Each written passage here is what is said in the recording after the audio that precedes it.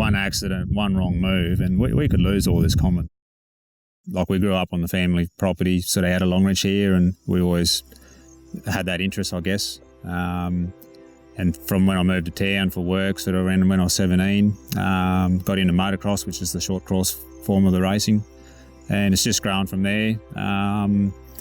Once I sort of got into desert racing in my early 30s, the passion for that grew and grew and grew. And we had the chance to sort of do our first rally events in Australia when I was in my sort of low mid-30s.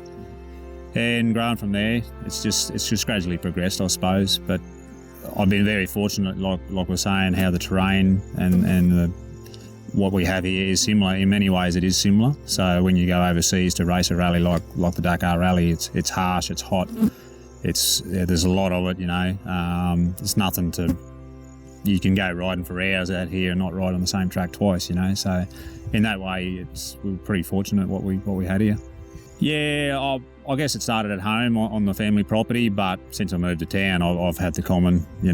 I've pretty well ridden on it at least once or twice a week for the last 20 years since I've been here, and longer. So for me, yeah, this is, if I couldn't go riding on the common, I wouldn't have achieved what I've achieved now with racing domestically and overseas. You see a lot of, I suppose, some of the younger guys, and it's just only a small element, there's sort of that 1 or 2%. They probably don't think ahead, I suppose, a lot, but probably just using the bitumen roads and crossing the roads without really looking, obviously. So always potential for accidents and that sort of thing. And I think often they cross the bridge across the Thompson River.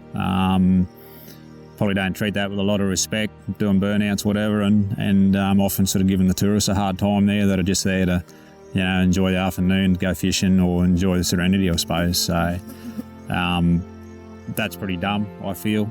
It's probably the thing closest to my heart is they don't realise, how lucky they are. They've got thousands and thousands of acres, and yet they seem to, that 1% will choose that area that'll upset other people that are trying to use it as well. And really, it's not that hard for them to go a bit up the road a bit further and to go through the crossings, the causeways where you can get, people can drive their cars there, so they can definitely ride their motorbikes there.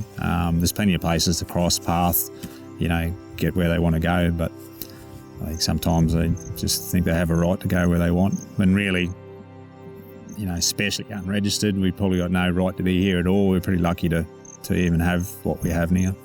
It only takes one. It's only going to take one accident. It might be that one person that has that one accident. They might run into a tourist in a van or whatever. They might harm someone. They might run into a pedestrian.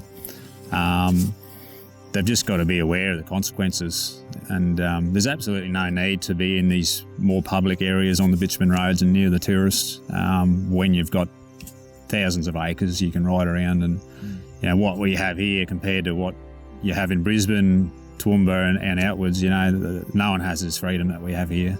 I just hope, and I plead with them, not to be the reason that we lose the freedom that we have here, because it's quite within the cards, that one dumb mistake, that one dumb choice, by particularly being in the wrong area and being around built up, where tourists are and crossing the bridge.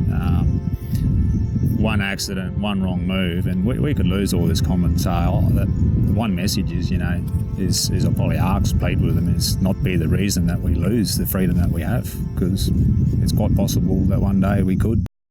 One accident, one wrong move, and we could lose all this common.